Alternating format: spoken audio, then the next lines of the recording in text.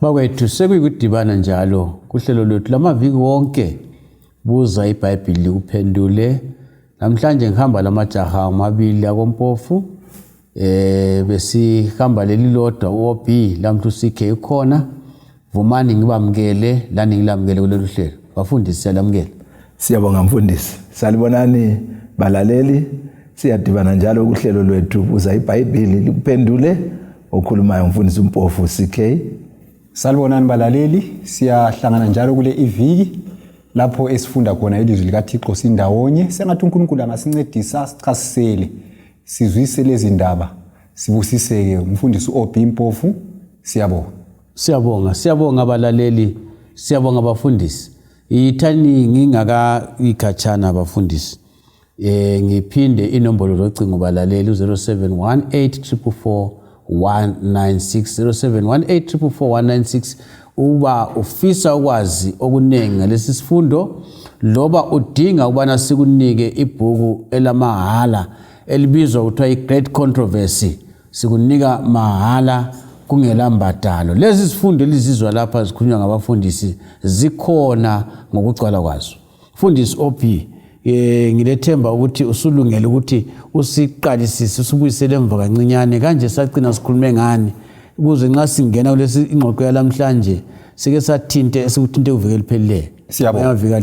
Siyabonga. Siloke sigijima sikuDaniel chapter 8 lo 9. Lapho esikhuluma khona ngesiprofeti eside kulazo zonke eBhayibhelini.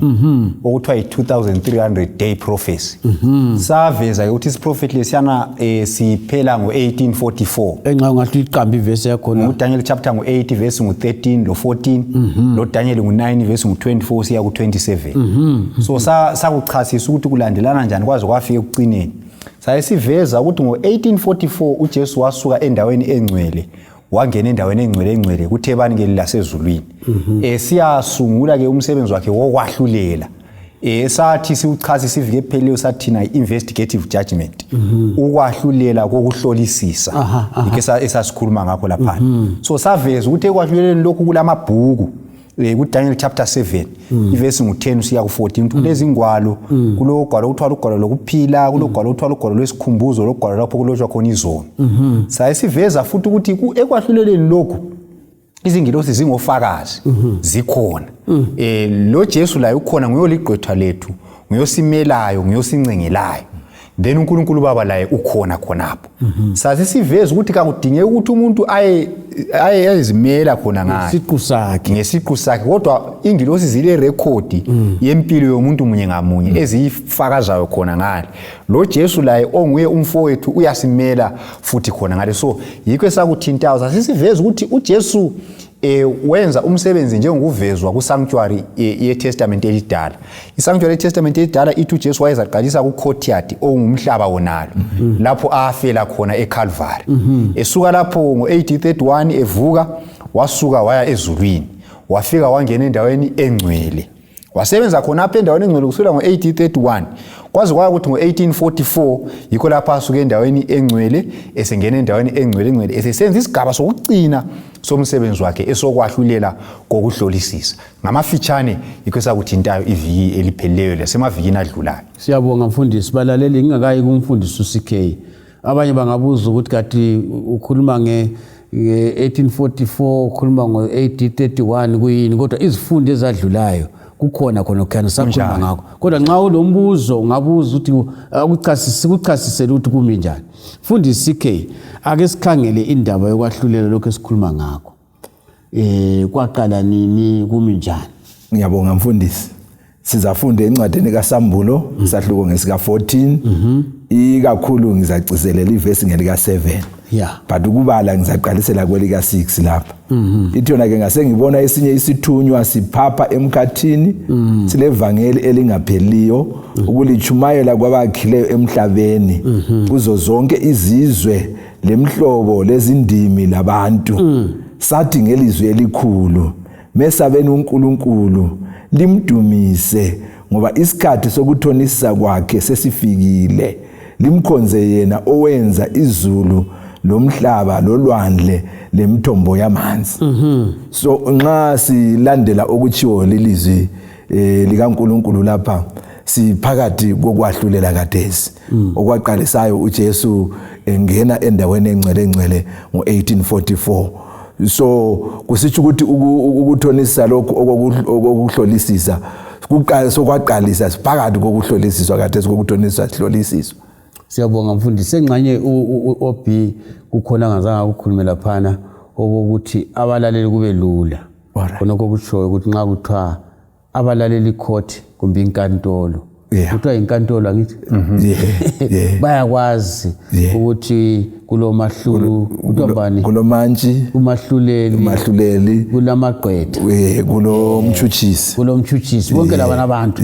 So indlela okumiswe ngayo iyona leyo eyenza ukuthi abantu kuzaba lula ukuthi singabanika umfanekiso sona lo. Nxa sisithi thina kathesi kwahlulela sokuqalisile akuchasise mfundisi utshoni. Ngiyabonga mfundisi. Njengobana ke kuke kwathintwa emavikini adlulileyo umuntu kahambi ngesiqu sakhe. Kula engwalo leziyana esizikhulumileyo ingilosi zilombiko yethu sonke khona ngale osimelayo ke ngumfowethu Jesu. So izingwalo leziyana zimi ukufakaza lokho engikwenzayo lokho engakwenzayo zikukhona khona phana konke. uJesu ke umi njengegqwetha lethu njengommeli wethu osincengelayo phambi kukaBaba. Akuchasise ukuthi nxa kuthiwa khona angazi ngubeke njani benxa kuzabuya phambili kodwa ngizama ukuchasisa ukuthi ngidlula njani. Nxa ake ngithi ngelami ibizo kulungile angithi ngelami ibizo likhangelwayo kunjalo mfundisi wami. Kathesi kutshoni nxa kusitsho ukuthi ngelakho ibizo likhangelwa kathesi sokukhangelwa ukuthi wena uwamukele yini uJesu njengenkosi lomsindisi. Yena njengommeli lingabizwa elakho ibizo wena ulungisile lo Jesu. uJesu uyaphakamisa izandla zakhe athi igazi lami lenele akumele wena ukuthi sokukulungile. Okwami ikuvuma okwakho ikuvuma lokwamukela uJesu. Mbona sakukhuluma mfundisi sakuphinda asidlulenini sikhangele ukuthi kule mlayezo enikezwayo emithathu siyabo ekwahluleleni. Ngiyambone futhi ukuthi nxa umuntu engatshelwa ukuthi icala lakho liyathonyiswa ngelanga elingaka kuyalungiselelwa awuphonga uhamba nje.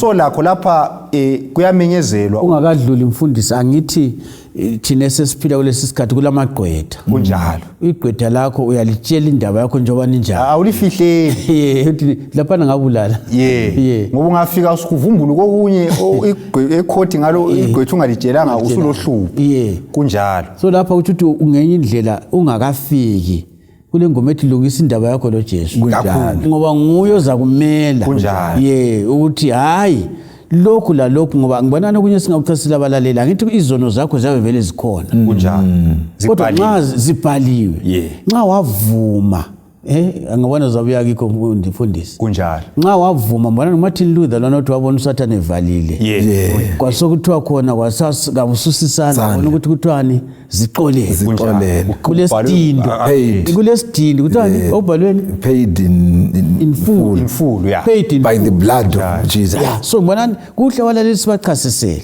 ngoba ngabona into enzima kunjalo kanti kuJesu senze kwabalula kunjalo. Ikade ngibuza mfundisi kulani viki ukuthi kanti ukuvuma kunzima ngapi? Umlando omkhulu asidlule siphambili umlando omkhulu singalala la iBhayibheli lithi yona kulezinto ezintathu lapha esilawe ukubana sizenze ikakhulu nxa sinanzelela ukuthi sesiphakathi kokwahlulela. Okwaqala iBhayibheli lithi sesabe uNkulunkulu Psalm 14 verse 7 ithi sesimesabe uNkulunkulu ukwesaba okuveza inhlonipho. So lapha ekwahluleleni lokho esingena kukho abantu abazaphumelela kuphela ngabahlonipha uNkulunkulu ngaba lokudlelwano loNkulunkulu ibisithi yena limdumise iBhayibheli esithi limdumise ibisisithi limkhonze. So kula izinto ezintathu la mesabeni uNkulunkulu limdumise limkhonze. Ungakhangela izilayezo lezi zontathu zonke ziyaveza ukuthi ekwahluleleni lapha akula muntu ophumelela ngokwenelisa kwakhe kumbe ngemisebenzi yakhe. Yikho lokho esigcizelela indaba yokuvuma ukuthi udumo lonke kumele luye kuNkulunkulu okumele ayesatshwe nguNkulunkulu okumele akhonzwe ngubani nguNkulunkulu ngoba akula muntu ozathi sephumelele ekwahluleleni athi mina bengilungile. Sonke sizathu uJesu ulungile vele liyathi uthi kakho olungileyo kunjalo. So ekwahluleleni lapha siphumelela ukuthi sesabe uNkulunkulu simkhonze simdumise ngoba nguye oyembathi izimilo zethu ezingcolileyo ngegazi lakhe ukuthi size siphumelele ekwahlulelweni. uzabe uchasise mfundisi siphenduka Nthemba ungathi uyambathisa engaba kuthatha ngokumbathisa sibili kunjalo kodwa uchasisa ukuthi nxa sengivumile endaweni yokuthi kubonakala mina engimanikiniki kubonakala uJesu kufana lo muntu eBhayibhelini siyatshelwa kuLuka 15 ngendodana yolahleka nasi indaba eyathi ibuyingcolile uyise kazange mele uthi geze wahle wayithi thathani ijazi elihle kulawo wonke limembathise wona lona ngumfuziselwa lokhu Jesu asenzela khona wakhitshwa Maria la uyasusa okubi abe sefaka isimilo sakhe esilungileyo kodwa okumqoka kulabo abavumayo kulabo abamamukelayo umfundisi sikube kulabo abavuma ukuthi ezabe izingcolo ingubo zingcolile kunjalo bazikhiphe ikhona ingoma ethi impilo yami igcwele isono ngembesa impilo yakhe emhlo akwembeswa phansi kwengcekezi kumele ukhiphe lezi izigqoko ezingcolile kunjalo sengiphose ngachumayela mfundisi ke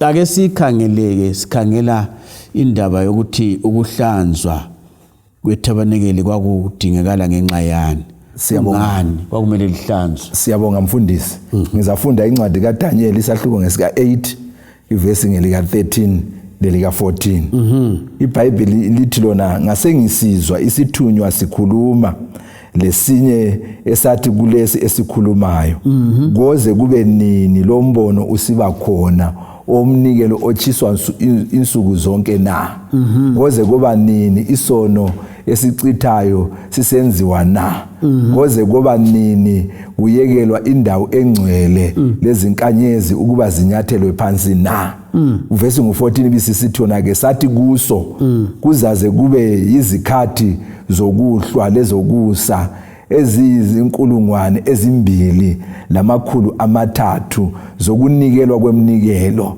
bese kulungisiswa indawo engcwele iminyaka le eqanjwa yiyona lana ekukhulunywe ngayo emavikini adlulileyo isikhathi eside sesiprofeti esingu 2300 days kusitsho iminyaka engu 2300 years so sizananzelela ukuthi ngokwesikhathi sonke leso izono ezazivunywa zazingena endaweni engcwele so okumele okuqhakathekileyo ngokuhlanzwa kwesanctuary ukuthi lezi zono ebezingena endaweni engcwele lapho uJesu enza khona umsebenzi wokugcina kumele zisuswe zinikwe kumnikazi obangela ukuthi abantu bone so uJesu ke kumele umsebenzi awenzayo ukuthi wonke ovumayo izono lezi uyazithatha yena abesezibeka phezulu kwembuzi leziyana phakathi kwembuzi ezimbili ekaNkulunkulu laliyana esathi yona ke ngekazazeli uazazele mele uSathane nxa angavele athi njengompriest omkhulu afike abeke izandla zakhe phezulu sezisuka kuye njengompriest sezisiye embuzini liyana esathi yona iyathathwa ngumuntu olamandla ayichiye egangeni phakathi kwenkangala ifele khona ngale kabe sokuhlanziwa ilokuzeni indawo engcwele so ukuhlanzwa ngendlela mfundisi kususwa kwezona ethebanekeli lasezulwini ubona ngani kuyasinceda mfundisi ukuthi sithina labalaleli sikubambe kahle kunjalo mfundisi wami ukuthi isono kaso virus yes sijule okudlula ivirus kunjalo mfundisi njalo futhi kasilenge emoyeni kumele sibekwe phezulu kwenyinto kunjalo mfundisi wami kasipho nguyekelwa ukuthi asesiphephukile kunjalo njalo kasidinga isepha ukuze sisigeze ukuze sihlambuluke sidinga icebo likaNkulunkulu yilo lodwa kuphela lingenza ukuthi sisuswe isono siyabonga mfundisi ake sikhangeleni mfundisi obi lapha ukuthi kuthiwani ngophondo oluncane loNkulunkulu uthini ngalo ngendawo engcwele siyabonga ngendawo engcwele siyabonga nxa sikhangela uDaniel ngo8 lapha ivesi ngo11 lo12 khulunywa ngophondo oluncane ithi yona lwazikhukhumeza lwaze lwalingana lenkosi yezinkanyezi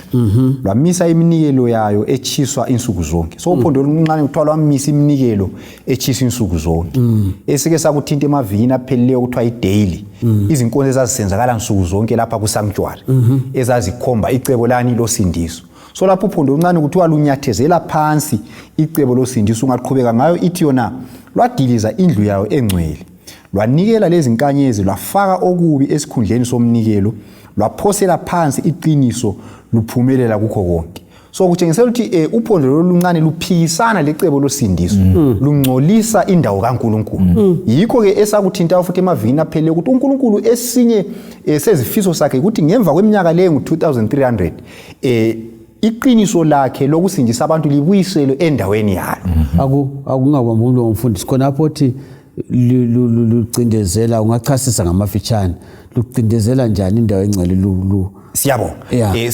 Sathi thina laphana ukuthi njengobana sithi inkonzo lezi zazikhomba umsebenzi kaJesu. So uphondo oluncane lolona lubuya lusithini? Lubuya lusithi hayi abantu kumele bavume izono kuba priest. So nxa solusenza njalo soludisturb kumbe soluphambanisa umsebenzi kaJesu. Icebo losindiso ngoba iBhayibheli lithi uJesu nguyedwa umpriest omkhulu sike sakuthinta. Nguyedwa futhi umncengeli phakathi kwaNkulunkulu labo bani labantu. Kodwa uphondo oluncane lwabuya lusithi abantu abavume izono kuba priest, abantu ababhadala imali. Njalo iBhayibheli lithi usindiso kalubhadalelwa. Usindiso luza ngomusa ngokukholwa kuJesu kodwa bona basebebhadalisa abantu. So yizo ke lezi indlela ezokunyathezela phansi icebo losindiso. Kodwa uNkulunkulu uthi kuza kwedlula lokho iqiniso lokusindiswa kwabantu libe segcekeni abakhetha ukusindiswa babe sebenjani sebesindiswa. Isikhathi sesihamba kodwa uvuma mfundisi ngithi mina ngenye indlela nxa sikhuluma ngeTabanekele kulapho kulenziki yosindiso icebo losindiso kunjalo. Kunjalo so engxenye kuyisizathu esiza uphondo loluncane lufune ukudiliza khona pha kunjalo. Mfundisi sikhe isikhathi sengani sesihambile ake sikhangeleni sike sakuthinta kancane indaba yokuhlanzwa kweTabanekele. Alright. kuTestament elidala ukuthi ke sikuphinde kancane abalaleli bakuzwisise kakuhle ukuthi yinto eyihamba kanjani le. Ngiyabonga mfundisi. Sizafunda encwadini kaLevi ngo16 ivesi ngelika 16 kuTestament elidala. iBhayibheli lithi lona lapha kuLevi ngo16 ivesi ngelika 16 ngalokho uza kwenzela indawo engcwele indlela yokubuyisana ngenxa yokungcola kwabantu bako-Israyeli la ngenxa yeziphambeko zabo lezono zabo zonke futhi uza kulenzela njalo itente lokuhlangana elihlala labo liphakathi kokungcola kwabo. Ngamanye amazwi sesibuyisela ukuthi abanekelelana elali lapha emhlabeni. Yes, sikhuluma ngalo leliyana. Ukuthi uMose alenze. Elithatha sithethina i-original copy yayisezulwini. I-photocopy. Kwakungumfanekiso walokho kusezulwini. So ke umpriest wayengena kanye ngomnyaka umpriest omkhulu ukwenzela ukuthi alihlanze ukuhlanza khona okayekwenza ukuthi izono zibe kuye ngosuku lokubuyisana. Yikho ukuhlanza okwenziwa nguJesu kaThesi esendaweni engcwele ukuthi usehlambulula kaThesi iTabanekele leqiniso elisezulwini. So sibona ukuqhakatheka ukuthi umpriest wayengena kanye ngomnyaka kodwa kaThesi umpriest wayengena ngegazi lezinyamazana kodwa ke uJesu kaThesi usendaweni engcwele ngelakhe igazi ukuthi ahlambulule iTabanekele lasezulwini. Njengalokho layila lapha emhlabeni lalihlambulula. Wathi uchasisa sikhuluma lapho ukuthi khona ukuhlanzwa kwalo ukususwa kwezono ngoba ngibona ngani kuhle ukuthi abalaleli ade ngilalele abe-ema lapho bakhangela ngezo ngathi la kwethu lapho ukuthi nxa sisebenzisa amadizili sisebenzisane kuyangcolisa umkhaya kunjalo. Ngibona ngani kuhle abalaleli bakuzwisise kuhle ukuthi kule ema yezono kule ema yezono ngoba nxa izono zikhona vele kulokungcola. Ngibona ngani khona ukho abantu abakunanzelela. Yisho ngibona nxa ukuchasisa mfundisi ukuthi nxa kuthiwa liyahlanzwa isono kumele sisuswe. Yesikhiwa kuthiwa must be dealt with. Yes, must be dealt with. Siphele singaphindi sibe khona futhi. Uzana uthe ayikhanjisiye enkangala. Ongekudlela ikisimu. Mfundisi Ophi ungathini khona? Siyabonga. So lapha sesifisa sikhangele ukuthi kanti ukwahlulelwa lokhu vele kuqonde obani kumbe kujonge obani. uDaniel ngo7 verse 22 iyasincedisa lapha. Ithi yona kwaze kwafika oyisimakade wabahlulela abangcwele boPhezukonke. Kwafika isikhathi sokuba abangcwele bamkeliswe umbuso. So lapha iBhayibheli iyasivezela ukuthi nxa sikhuluma nge-investigative judgment lay ukwahlela kokuhlolisisa sithi thina yikuhlolisiswa kwabantu abangabakaNkulunkulu.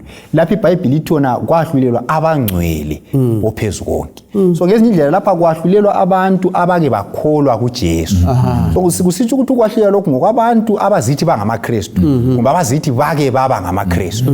So i-judgment le ijonge bonabo indaba ijonge bona. I-judgment le ihlolisisa ukuthi yebo wena wake wathi ungumKristu kodwa ungumKristu yini imisebenzi yakhe iyavumelana lalokho othi uyakukholwa na. So i-judgment yalo umsebenzi wayo yiwona lo.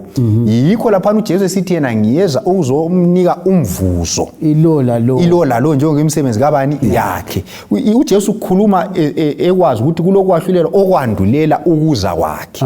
So kuqhatheke ukuthi kunanzelele ukuthi lokhu yikwahlulelwa kwabantu abake baba ngamaKristu kuyabe sokuhlolisiswa ukuthi abakukhulumayo ukuthi bayakukholwa yikho yini ngeqiniso kuyahambelana yini lemisebenzi yabo. Singakujulisa mfundisi kakuqondanga wesikhathi sesibaleka kodwa ke singakujulisa kakuqhakathekanga yini ukuzwisisisa ukuthi ukwahlulela lokho kakwenzelwa thina sodwa kunjalo kwenzelwa lemhlaba engawanga kunjalo indaba yesono le kayisoyethu sodwa kunjalo kuthiwa i-universe kuthiwa i-universe kuthiwa kuyini umhlaba esindebeni umhlaba kodwa akusachasisa umnakano wabo kodwa kwedlula umhlaba uplanet earth kunjalo yibe ngengabala bekhuluma ukuthi bafuna ukuya kuMoon enyangeni ngale ama-Americans and so on bethi bafuna ukuhamba khona ngale.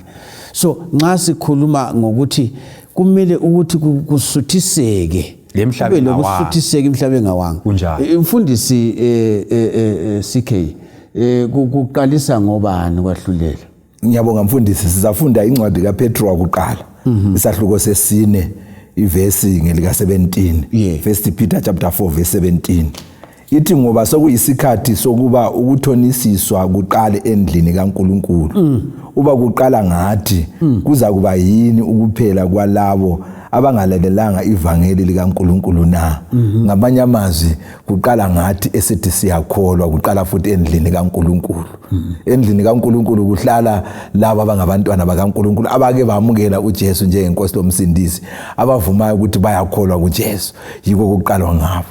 Yekela ngunika omunye umbuzo mfundisi lo ophiya ngaphendula nxa lempendulo kodwa lithini ke ngokhokho bethu abafa mhlawumbe bengakezwa ngoJesu. Siyabonga mfundisi. Sithini ngaboChaka sithini ngabomzilikazi labanye abanjalo abaphila ngalezo nsuku bazamiswa njani bangena njani la umsebenzi ngu-17 verse ngelika 30 ithona ke insuku zokungazi uNkulunkulu wazibekezelela kodwa ke nxa sokufikile ukukhanya sokumele siphile ngokukhanya esikutholileyo labana bazakusindiswa ngokukhanya ababe lakho ngesikhathi sabo.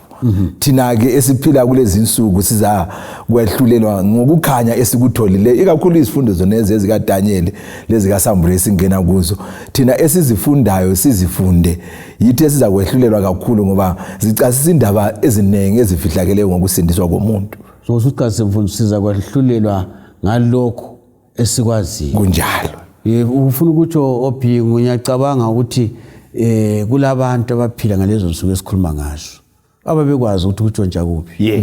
So umbuzo okhona ukuthi uthatha umfazi womuntu kaso uqondana. So umbuzo okhona ukuthi khonokho ukuthi kutshontsha kuba babekwazi bakulalela yini. Yebo. Yikho uNkulunkulu azakwazi. uNkulunkulu ufana lo teacher ohlakaniphileyo. Uthi ohlakaniphileyo kabuzi abantu abakhe into angabafundisanga yona. Ubabuza khonokho abafundise khona.